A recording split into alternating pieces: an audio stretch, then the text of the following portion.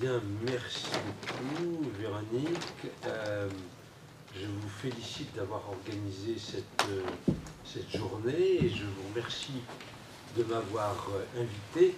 Le micro ne marche pas, hein, c'est normal? Oui. Bah, apparemment, c'est normal. C'est normal, Fabrice? C'est pas grave, vous avez la voix qui porte. Ça va, il n'y a pas de problème? On n'en a pas besoin? Aucun problème. Donc, je fais comme s'il n'existait pas. Je suis content de vous voir au début de cette campagne des élections régionales parce que nous avons fait et nous allons faire un effort particulier en direction des jeunes. D'abord en interne, puisque avec un certain nombre de visuels et un certain nombre de ces t-shirts par exemple, on a essayé de vous mobiliser. Alors de vous mobiliser avec votre chef à tous Gaëtan, avec Véronique qui est donc... Tu es déléguée d'Île-de-France, Véronique, maintenant? Coordinatrice d'Île-de-France, et avec Manon qui est la responsable de Paris. Est-ce qu'il y a d'autres responsables départementaux ici cet après-midi? Ouais, alors, on a Jean-Marie Lenet qui est responsable du 77. D'accord. Vincent Collot vient de partir pour 78. Et je vois pas tout le monde. Vincent Collot est parti. Ouais. D'accord, très bien. Gilles Parmentier pour le 94 doit pas être loin. Gilles Parmentier, c'est vrai, il était là. Ah oui, J'ai retrouvé couché sur le canapé là. Et Alexandre Ronpierre pour le 93. Et Alexandre Ronpierre pour le 93, il est où? Là. Ah ben voilà, c'est ça, on ne te voit pas. Le vieux, on ne voit pas, il est caché. Oui, d'accord, très bien. Ah ben voilà, Gilles. Donc il y a une bonne partie des responsables départementaux, et donc vous avez un responsable national, une coordinatrice, et maintenant des responsables départementaux dans presque tous les départements d'Île-de-France. Bon. Et donc on vous propose de participer complètement à la campagne des régionales. Alors, on a donc notamment édité ce t-shirt, et on a surtout édité un tract particulier pour les jeunes. Alors la campagne des régionales, comment va-t-elle se passer? D'abord, c'est une campagne qui a une très grande importance. Elle arrive un peu plus d'un an avant la présidentielle, et elle est presque une répétition, ou enfin un galop d'essai en tout cas pour la présidentielle, puisque non seulement il y a l'Île-de-France, mais il y a surtout la PACA avec Marion, et au-dessus de tout le Nord-Pas-de-Calais-Picardie avec Marine Le Pen. Les sondages actuels donnent Marine Le Pen gagnante de la région. Si elle gagne la région, ce sera un tremblement de terre. Un tremblement de terre. Jamais le Front National n'aura été porté à la tête d'une telle collectivité territoriale. Et la gauche, qui a essayé de modifier le mode de scrutin, qui a refait le découpage régional, va prendre ces réformes-là en pleine figure. Et Marine Le Pen, il suffit qu'elle arrive de quelques voix en tête le soir du deuxième tour, elle remporte la région avec 25% des voix comme dans une municipalité pour assurer définitivement la majorité absolue pendant toute la mandature. Et il suffit qu'elle arrive donc en tête de quelques voix pour remporter la région définitivement pendant toute cette mandature. Et donc toutes les réformes. Et puis maintenant, une énorme région. Enfin, c'est notre région qui est la plus importante. Mais la région de Nord-Pas-de-Calais, Picardie, est véritablement considérable, politiquement, économiquement, socialement. Et elle aura un énorme travail à y faire. Et le fait qu'elle soit élue, elle sera de très très bon augure pour la présidentielle. Rappelez-vous ça, hein, mettez-vous ça dans la tête, qu'il est très possible qu'en 2017, Marine Le Pen soit présidente de la République. Qu'est-ce qu'on fait? Qu'est-ce que vous devenez? Que devient votre avenir? Comment est-ce que vous voyez les choses, etc. etc. Et essayez d'avoir un peu de réflexion et d'imagination, parce que comment est-ce que ça va se passer? Quelles seront vos responsabilités? Enfin voilà, faut vraiment, vous êtes, moi, je le dis presque dans tous mes auditoires, hein, et je vais vous le répéter encore aujourd'hui, parce que faut quand même voir que nous sommes un samedi après-midi par une des plus belles journées d'automne qu'on puisse connaître. Il fait beau, il n'y a pas de vent, et on a été tous formidablement bien dans le parc de Marly-le-Roi ou dans la forêt de Rambouillet ou la forêt de Fontainebleau. Eh bien non, vous avez décidé, et à la suite de vos chefs, d'être là, à Nanterre, rue des Suisses, à nous écouter depuis 10 h du matin jusqu'à 4 h ou 5 h de l'après-midi. Alors, je considère donc que vous êtes les meilleurs. Vous êtes les meilleurs parce que vous êtes là cet après-midi, parce que vous voulez faire de la politique, et ça, ça vous met tout de suite au-dessus de tous vos contemporains. Non seulement vous avez décidé de faire de la politique, vous avez décidé de faire de la politique au Front National, ce qui est extrêmement difficile. C'est beaucoup plus difficile qu'à l'UMP ou au PS, où finalement, depuis très longtemps, ils sont comme dans des pantoufles, ils n'ont pas de problème particulier, ils peuvent militer comme ils veulent. Non seulement personne ne leur ferme la porte, personne ne les méprise, personne ne leur dit des méchancetés, mais au contraire, ils sont reçus partout. Et il est vrai que pour un jeune de votre âge, je prends l'exemple de Jordan Bardella, par exemple, bon, qui a fait des études, qui pourrait penser à aller continuer et puis essayer d'avoir une profession la plus brillante et la plus rémunératrice possible, et ça lui arrivera peut-être un jour, je le lui souhaite, il ne faut pas qu'il oublie ça, c'est très important, mais il a quand même décidé de s'investir presque complètement en politique, et il est, à 20 ans, secrétaire départemental d'un des plus importants départements de France, la Seine-Saint-Denis.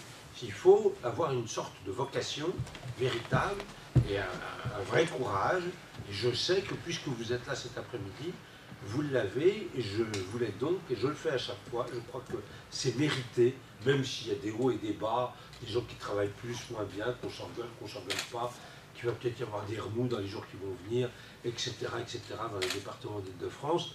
Tout ça, on s'en fout. Il y a un but qui est infiniment supérieur, qui est, même pas Marine Le Pen, je dirais.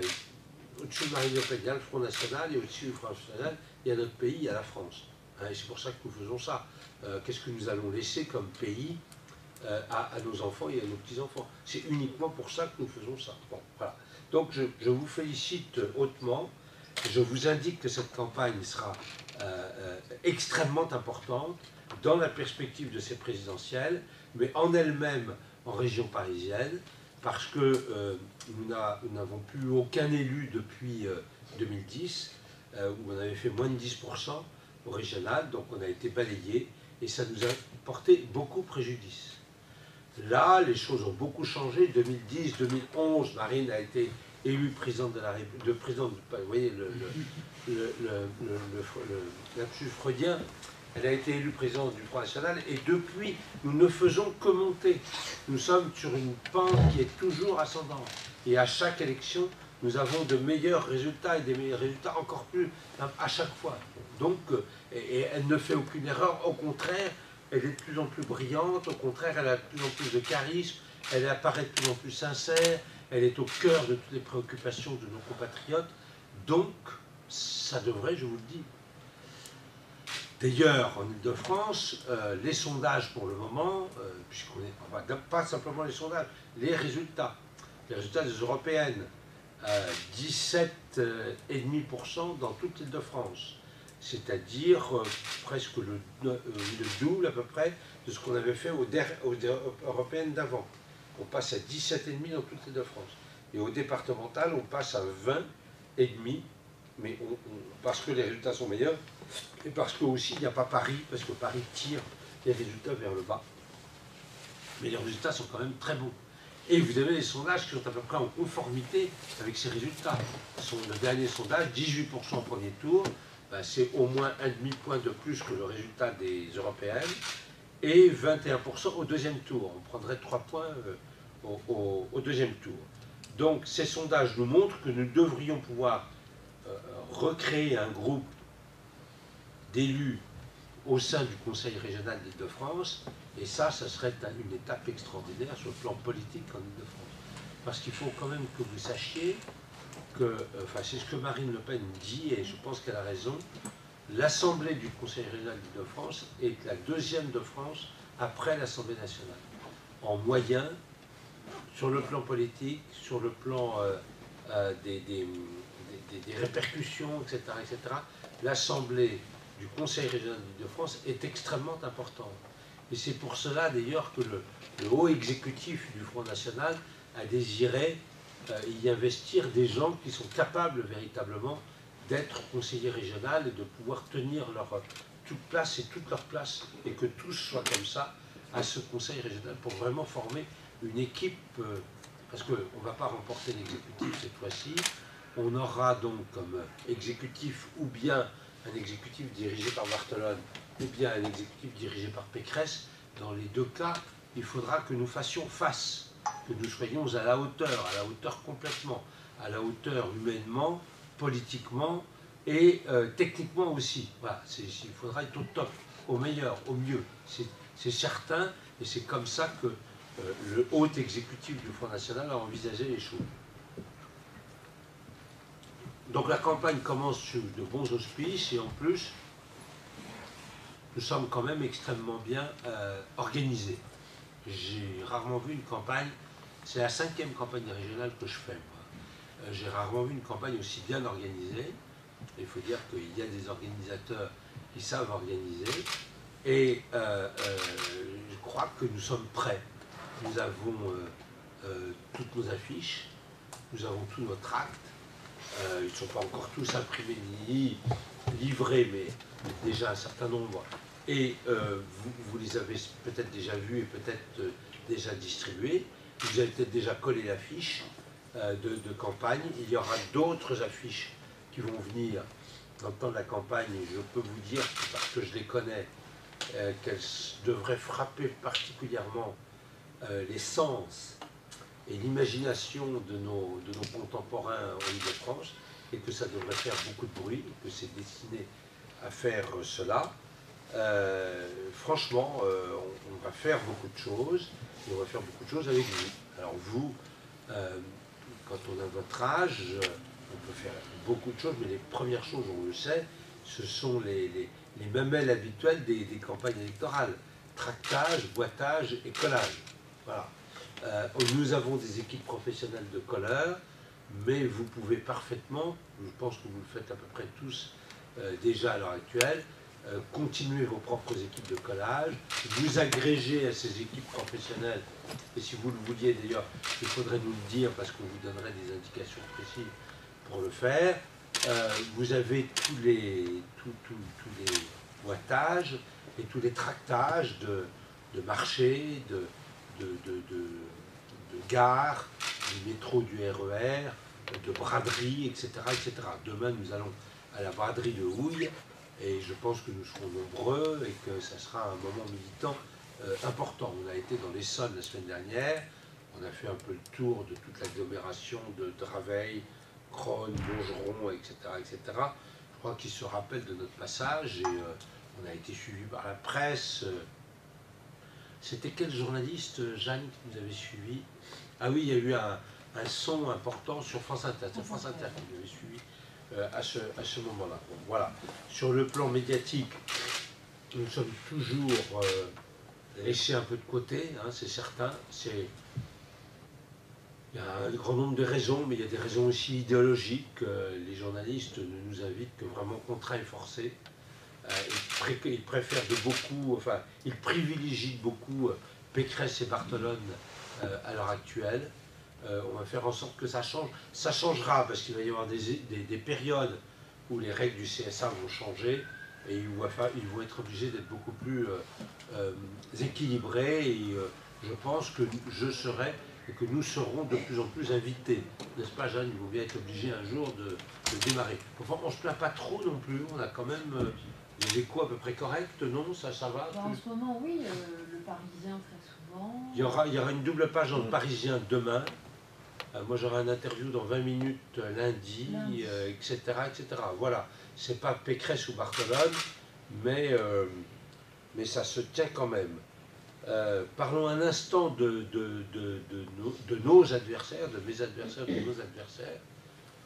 Claude Barthelone, c'est vraiment la grosse légume socialiste qui a tenu parfaitement pendant de nombreuses années le département de la Seine-Saint-Denis, président de l'Assemblée nationale.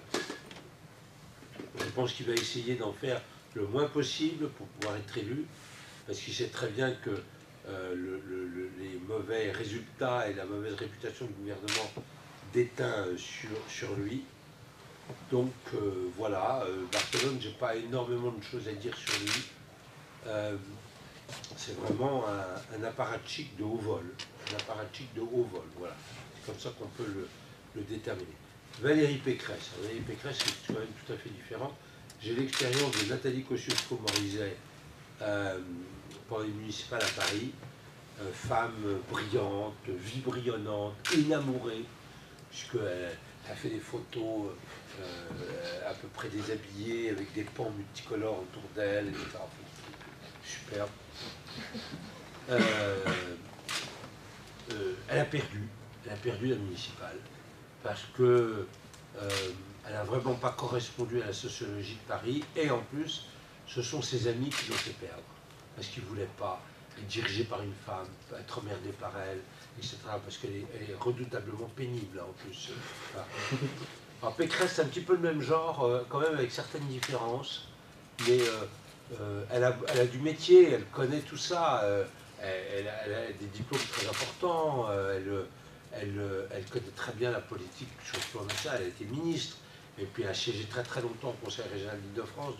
Déjà, elle était présidente de groupe pendant cette mandature, mais enfin, moi je la trouve un peu gnangnan, quoi, voilà.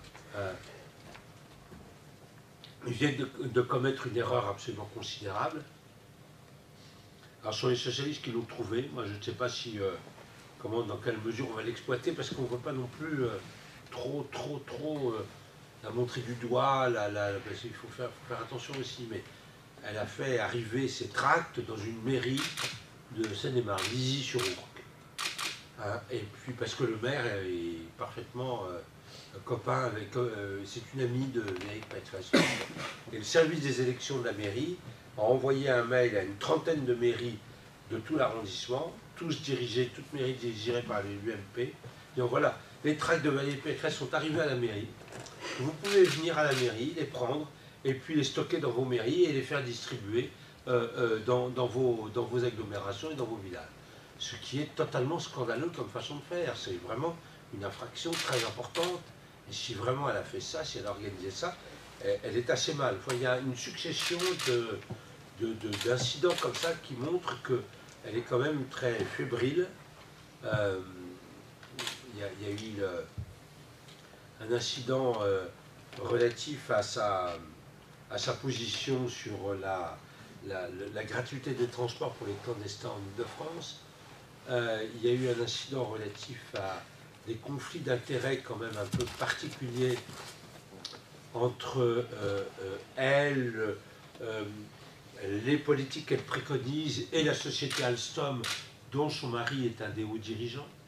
Alors, on avait fait quelque chose un peu la semaine dernière là-dessus, et puis on a eu un débat vendredi soir ou jeudi soir, enfin cette semaine au MEDEF, avec tous les candidats, et elle est arrivée à côté de moi et elle m'a dit je ne veux pas vous serrer la main. Alors j'ai quand même tendu la main, je lui ai dit bah, ça va le voir devant tout le monde. Donc là, elle m'a serré la main. Et alors elle était absolument furieuse de ce qu'on lui avait fait là. Voilà. Moi je pense que je crois qu'il va lui arriver le même sort que Nathalie Kosciusko-Morizet, qu'elle ne va pas remporter la région. Et que c'est la gauche qui devrait gagner. Alors il reste un troisième couteau. On a un deuxième couteau au ciel, mais bon, là on parle du troisième couteau, c'est Dupont-Aignan.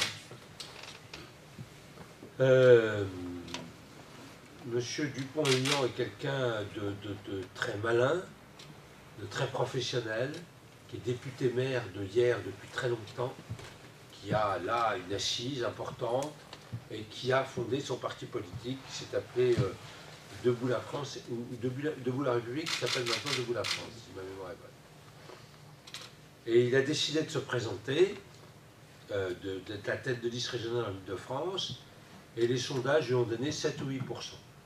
Alors il y a quand même un malheur particulier avec M. Dupont-Aignan, c'est que sa candidature, c'est de l'escroquerie politique. Et ça, il faudra que vous le disiez beaucoup dans la campagne. notamment chez les jeunes des LF que vous connaissez. Parce qu'il est député et il est maire d'une ville de 30 000 habitants. Donc, il est évidemment atteint par le cumul et il ne pourra pas être en plus conseiller régional. Alors, il laisse croire qu'il n'a pas encore fait son choix, parce qu'il devra faire un choix. Comment voulez-vous qu'on puisse le croire qu'il va nous dire « je vais abandonner mon siège de député ou mon siège de maire de hier », c'est n'importe quoi, n'importe quoi. Il abandonnera évidemment tout de suite son siège de conseiller régional, il ne siégera jamais conseiller régional, donc sa candidature est une escroquerie politique. Et il faut le faire savoir. Alors, il m'a cherché au début de la semaine dernière, donc on lui a répondu sur ce thème-là, et on peut vous dire qu'il en est très furieux. D'ailleurs, lui aussi, au MEDEF, il a dit, bon, voilà. Ce sont des gens qui n'aiment pas être attaqués, premièrement, et deuxièmement, qui n'aiment surtout pas être attaqués par le candidat du Front National. Ça leur file des boutons, hein. Franchement, on peut dire à Valérie Pécresse, pour être un peu trivial, excusez-moi, mais que ça lui file de l'herpès. C'est pas très bon. Mais c'est fou de voir leur réaction. Parce que moi, je suis attaqué, j'ai été mis en examen, vous avez vu ça, par les affidés de Mme Taubira. Bon, bah, je ne vais pas me suicider pour ça. Hein. Voilà, c'est la vie. Je suis trésorier du Front National, c'est un métier très dangereux. Et je suis, bon, voilà, je suis pris dans ce truc-là. On est tous innocents complètement, on n'a rien fait, hein, rien.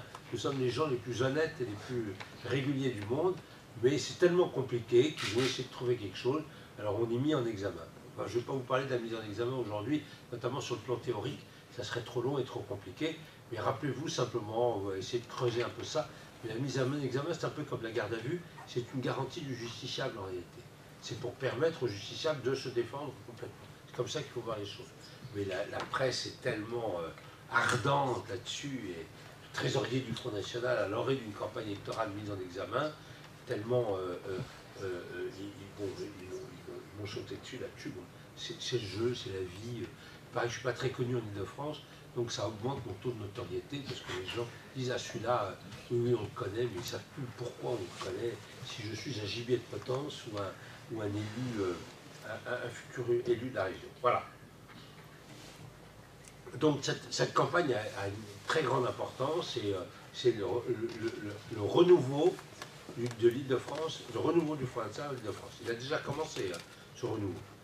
Il a commencé notamment au moment des municipales, avec l'élection de nombreux conseillers municipaux en Seine-et-Marne, dans l'Essonne, avec la prise de la mairie de Mantes-la-Ville, avec Cyril Naute, etc., etc. Déjà, c'était jamais vu en Île-de-France. Et puis, il a continué avec des élections départementales, où là, compte tenu du mode de scrutin, qui est complètement différent, on a eu un peu moins de chance, on a fait des résultats meilleurs, mais on a eu beaucoup moins d'élus. Ça, c'est sûr. On a souvent été à la limite d'avoir l'élu, mais comme il n'y a aucune proportionnelle, bon ben voilà, ça a été un peu ingrat de ce côté-là. Mais ces deux scrutins ont quand même marqué une progression très importante, et maintenant, nous avons ces régionales où nous allons certainement retrouver ce groupe, et c'est tout à fait passionnant comme campagne, comme thème politique et comme atmosphère politique générale. En ce qui concerne les thèmes politiques, la région, je pense qu'on vous en a parlé dans les différents déjà, voilà. La région a un certain nombre de compétences qui sont intéressantes, mais il y a déjà des thèmes qui se sont invités dans la campagne, des thèmes qui ne sont pas strictement de la compétence de la région, mais quand même, vous allez le voir. C'est le thème des clandestins, c'est le thème de l'immigration.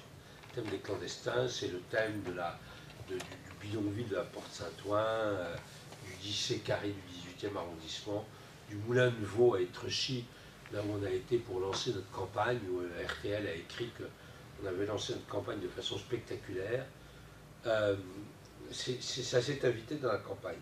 Et ça s'est invité dans la campagne parce que M. Barthelone a dit qu'il faut que la région de France soit une région d'excellence pour les clandestins, excellente pour les clandestins. Madame Cosse a dit la même chose, Et M.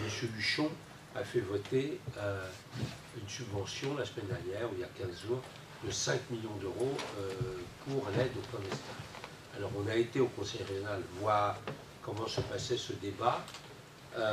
Bon, Madame Pécresse, là, quand les élections arrivent, elle fait un peu acte de courage, elle a voté contre, mais ses amis de l'UDI et du MoDem ont voté pour la subvention aux clandestins de Huchon. Mais il faut vous souvenir que dans le cadre de la campagne, Mme Pécresse a fait totalement alliance avec l'UDI et le MoDem. Donc l'hypocrisie, là aussi, est à son comble. C'est incroyable de voir ces politiciens qui n'ont aucune colonne vertébrale idéologique. Ils sont capables de tout et de leur contraire, ils s'en foutent complètement. Et ils peuvent s'allier à l'UDI et au MoDem, qui non seulement en son temps ont fait élire François Hollande à la place de Nicolas Sarkozy, hein, c'est Bayrou, etc. Ils ont voté Hollande et ils ont appelé à voter Hollande. Madame de Sarnez a appelé à voter Hollande, Madame Joanneau a voté Hollande, etc. etc. Bon, et là, ils votent la subvention pour les migrants, mais pas de problème, Madame Pécresse les prend dans son équipe. Elle fait campagne avec elle, et si par hasard elle dirige la région, elle dirigera la région avec eux, sans aucun problème. Moi, ça me révolte de laisser comme ça. Alors, ça, c'est un thème évidemment porteur pour le Front National et que nos adversaires ont mis eux-mêmes au sein de la campagne des régionales, que nous allons prendre en considération, nous avons déjà pris en considération. Sinon, il y a rapidement l'action économique de la région, qui est une action, une compétence très importante de la région, et pour laquelle nous avons un programme extrêmement précis, dont on ne va pas parler aujourd'hui, parce que ça serait beaucoup trop long, mais un programme, je pense, novateur et précis. Ensuite, vous avez toute l'action de la formation professionnelle et de l'apprentissage. Alors, c'est couplé avec l'action économique, et tout ça tourne autour de l'emploi, qui est un grand sujet en Ile-de-France.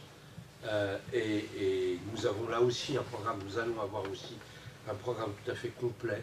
Je vous indique d'ailleurs que nous lançons notre programme maintenant le 14 octobre, dans un lieu qui s'appelle l'Usine, à la Plaine Saint-Denis, qui est une ancienne friche industrielle réhabilitée, avec des endroits pour tenir une conférence, etc.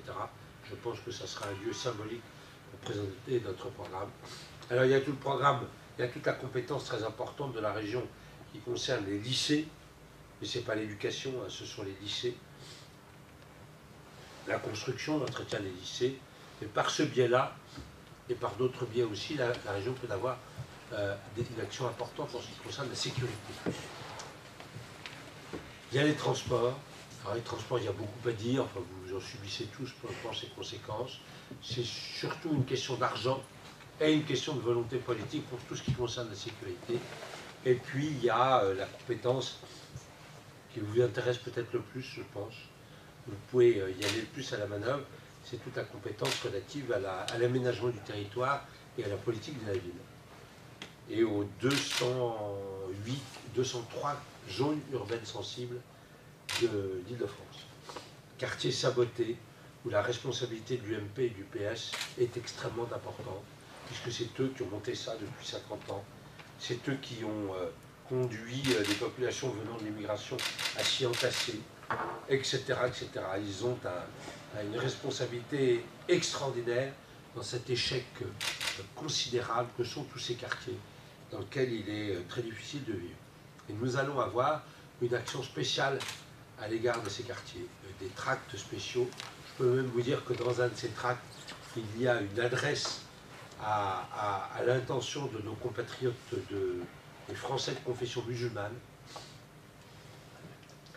où on leur dira que, à nos yeux, sont évidemment aussi français que les autres, mais qu'ils doivent accepter, pour une bonne part, les us et les coutumes de la vie à la française et ne pas nous imposer publiquement les us et les coutumes de l'islam, parce qu'ils sont difficilement compatibles avec, enfin un certain nombre, avec les us et les coutumes de la vie à la française, et qui doivent le comprendre. La coutume la plus visible et la plus désagréable étant le port de la burqa. Or, nous en voyons de plus en plus. Et malgré le fait, Claude Barthelone s'est opposé à la loi sur la burqa, ou à la loi sur le voile, alors que c'était Jospin.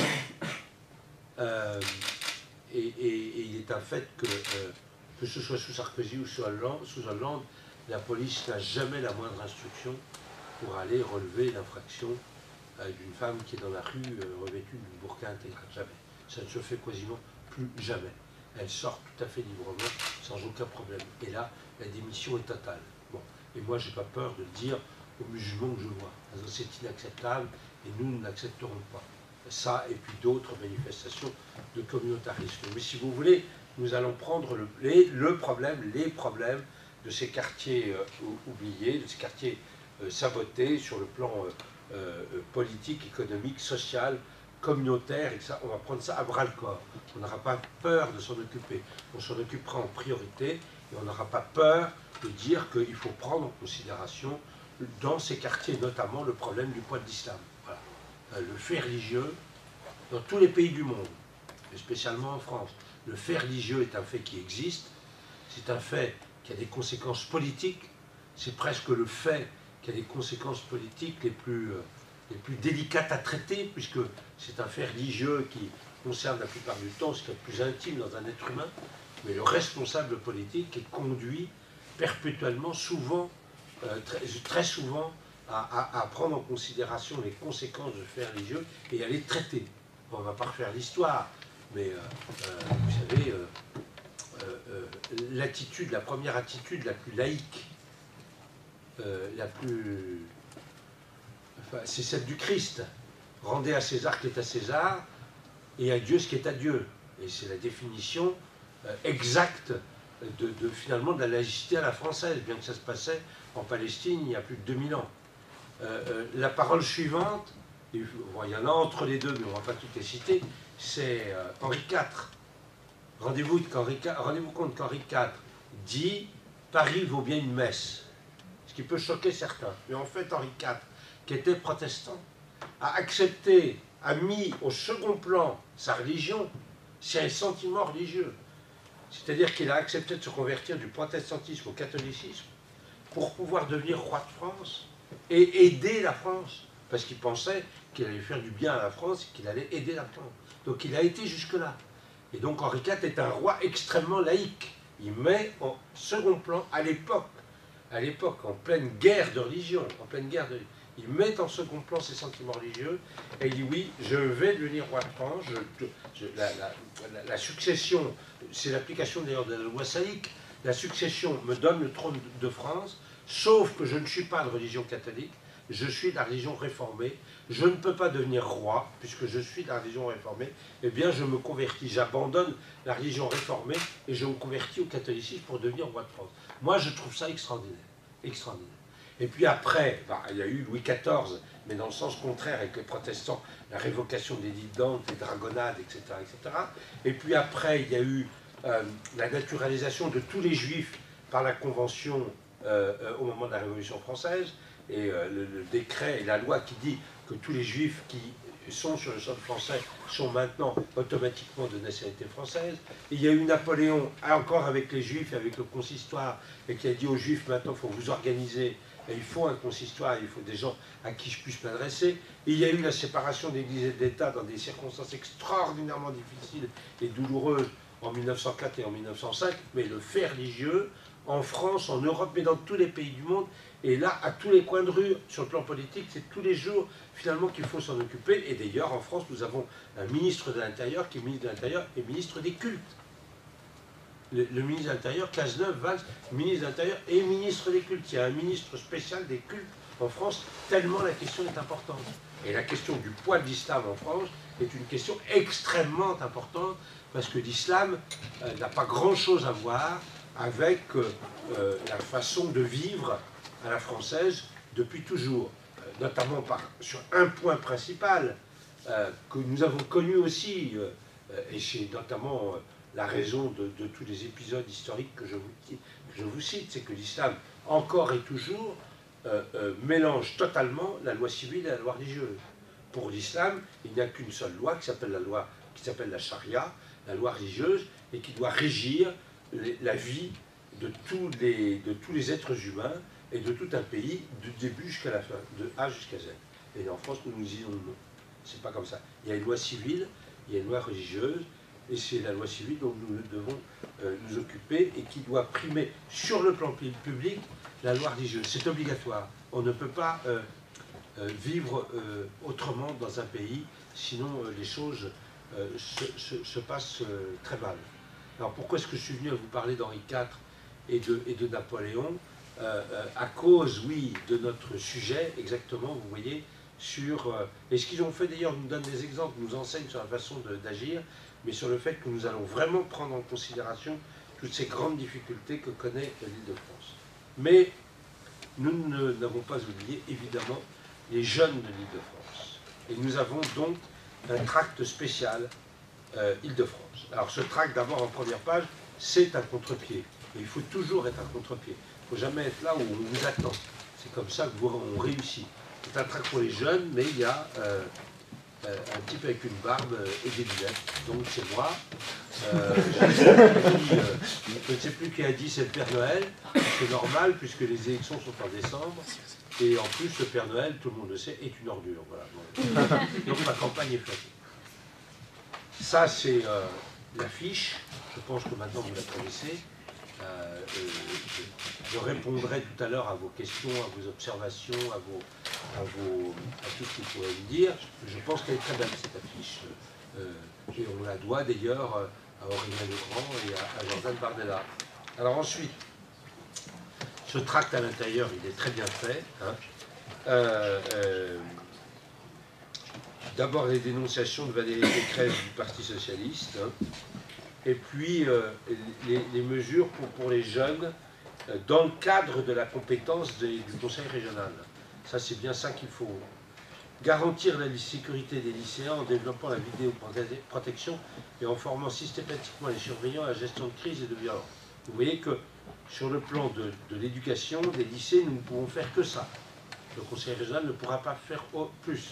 Il ne peut pas, il n'a aucun droit de regard sur les programmes éducatifs, sur l'éducation, ou même sur l'autorité et la vie de tous les jours des lycées. Il n'a aucun... si, il a des possibilités en ce qui concerne les cantines. Voilà, oui. Bon. Créer une bourse d'excellence régionale pour les étudiants les plus méritants, quelle que soit leur situation sociale. Ça, le Conseil régional peut faire cela, et c'est vrai qu'il devra le faire. Sécuriser et rénover en profondeur l'apprentissage, notamment en faisant contracter les apprentis directement avec les chambres des métiers. Alors, je ne vais pas développer, mais bon, grande compétence, formation professionnelle, apprentissage.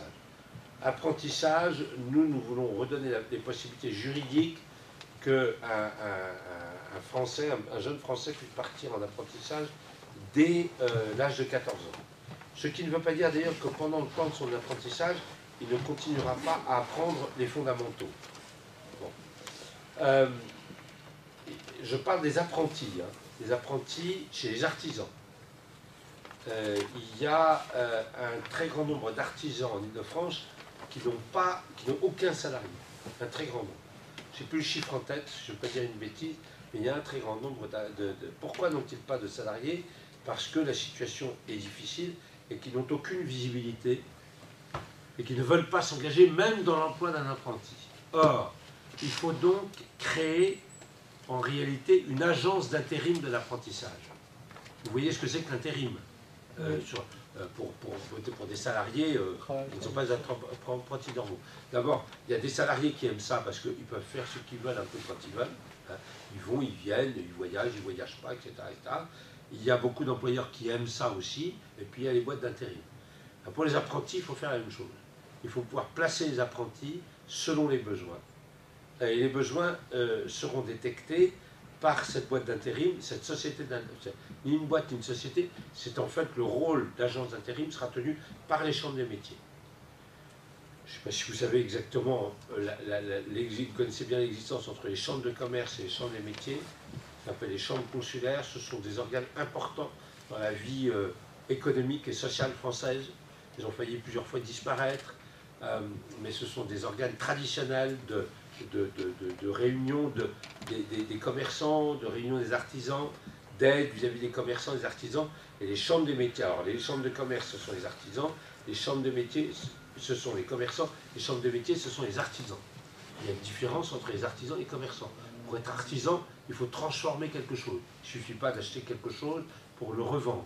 Pour être artisan, il faut transformer quelque chose. Par exemple, un serrurier n'est pas un commerçant. Un serrurier est un artisan. Parce que s'il vend peut-être des serrures à qui veut en acheter, etc., et surtout, il ne dit pas qu'il en fabrique, mais il en adapte. Il va les poser, il les répare chez lui, etc. etc. Donc c'est un artisan. Un plombier est un artisan aussi. Voilà. Donc là, nous avons une idée assez précise sur ce point-là. Et nous avons aussi une autre idée, mais que j'ai plus exactement en tête, mais que... enfin, je le redirai une autre fois, sinon je risque de dire des bêtises. Exiger de Crous que la priorité soit donnée à la rénovation des résidences universitaires.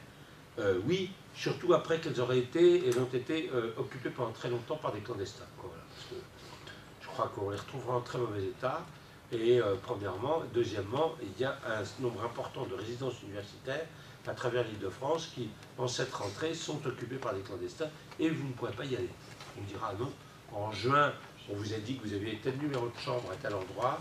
Ben là, on est désolé, mais il y a 292 Roumains dans votre chambre ou 293 Syriens dans votre chambre. Donc vous ne pouvez pas y aller et il faut attendre.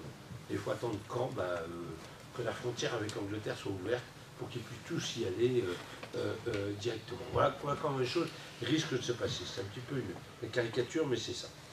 Réaffecter les fonds libres de la formation professionnelle en direction exclusive des CFA, de l'artisanat et de l'agriculture et du bâtiment et des travaux publics.